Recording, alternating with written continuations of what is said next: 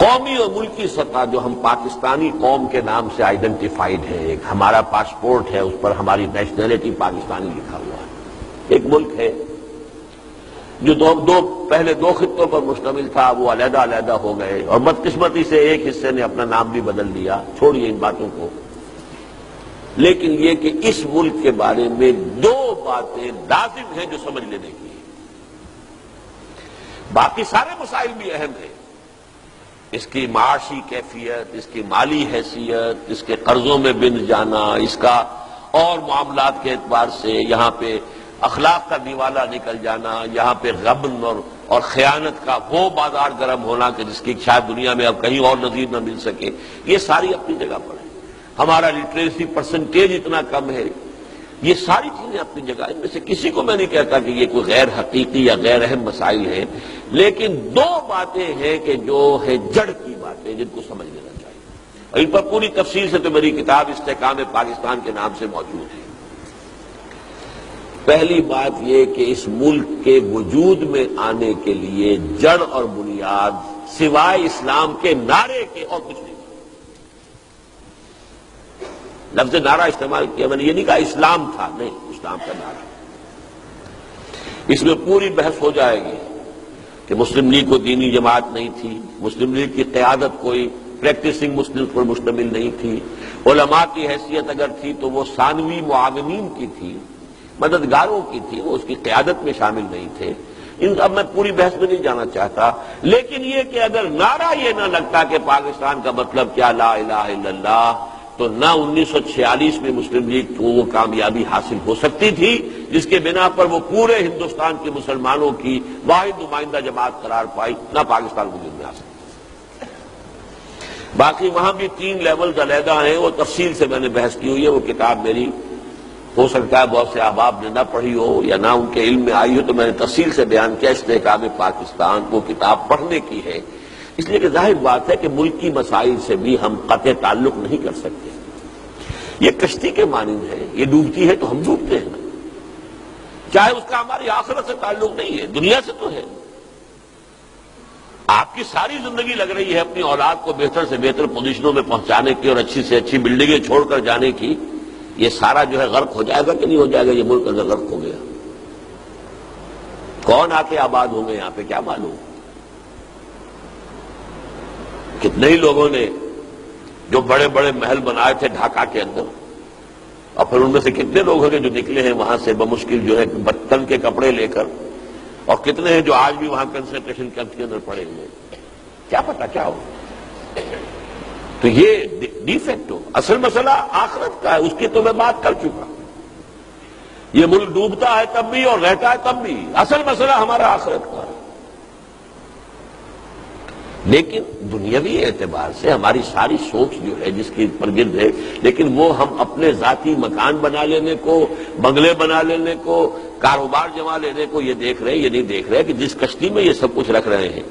میں باہر جا کر کہتا ہوں تم یہاں پہ محنتیں کر رہے ہو، دن رات کی کوششیں سعودی عرب میں کر رہے ہیں، فلاں جگہ کر رہے ہیں، یہاں کر رہے ہیں، امریکہ میں کر رہے ہیں، اور کما کما کے جو ہے دن رات خون پسینہ ایک کر کے پاکستان بھیج رہے ہیں۔ میں نے کہا جس جہاز میں یہ سب کچھ وہاں رکھ رہے ہیں وہ جہاز ڈوب گیا تو کیا ہوگا؟ تو ایک بات اچھی طرح جان لیجئے کہ وی کانٹ افورڈ کہ ہم اس سے سرے سے لا تعلق ہو جائیں، نہیں۔ مجھ پر کوئی دن ایسا نہیں گزرا آج تک کہ میں اس سے لا تعلق رہا ہوں، ذہناً یا عملاً۔ لیکن ایک بات یہ کہ اس ملک کے وجود میں آنے کا ذریعہ اسلام کا نعرہ تھا، اور اس ملک کے بقا اور استحکام کی بنیاد صرف اسلام ہوگا، لیکن حقیقی اور عملی اسلام۔ نعرہ اس کو سسٹین نہیں کر سکتا۔ نعرہ کون؟ نعرہ اپنی افادیت کھو چکا۔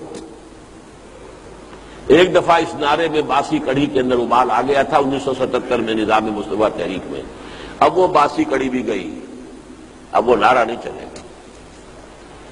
حقیقی اسلام ہو، عملی اسلام ہو، وہ سسٹین کرے گا، وہ سپورٹ کرے گا، اللہ کی مدد آئے گی، اللہ کی نصرت آئے گی، یہ سب کچھ ہوگا، ورنہ تمہاری داستان تک بھی نہ ہوگی داستانوں میں۔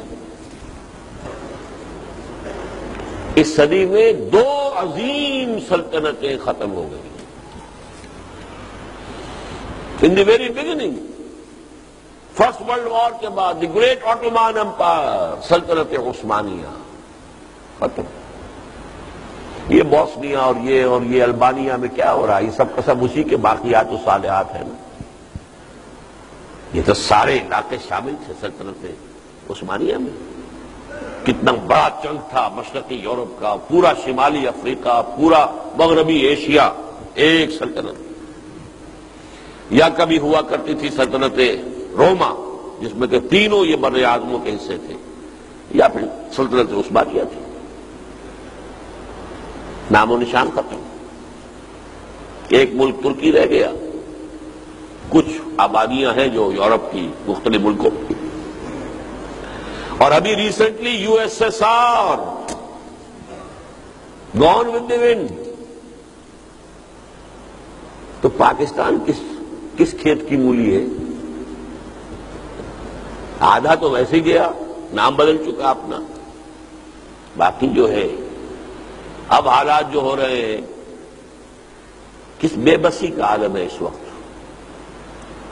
یا بے بسی کا عالم مجھے یاد ہے 71 کا، ہماری ایئر فورس مفلوج ہو گئی تھی. کیوں ہو گئی تھی؟ یہ اواکس طیارے جو بعد میں امریکہ نے دیے ہیں سعودی عرب کو بھی اور ادھر ادھر، وہ اس قسم کے ہیلی کاپٹرز رشیا نے دے دیے تھے بھارت کو. وہ فضا میں ہر وقت رہتے تھے اور ہمارے ہوائی جہاز جنبش بھی کرتے تھے تو ان کے علم میں ہوتا تھا.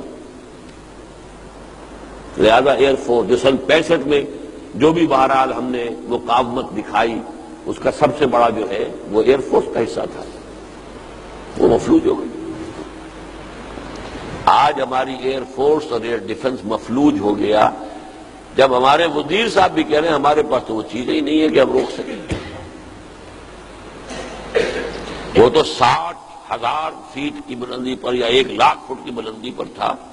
نہ اس کو ڈیٹیکٹ کرنے کے ہمارے پاس آلات ہیں اور نہ یہ کہ اس کو کہیں اس کو چیک کرنے کا ہے. حالانکہ یہ احمقانہ بیان ہے، انہیں یہ بیان نہیں دینا چاہیے تھا. لیکن یہ بے بسی کا عالم ہے.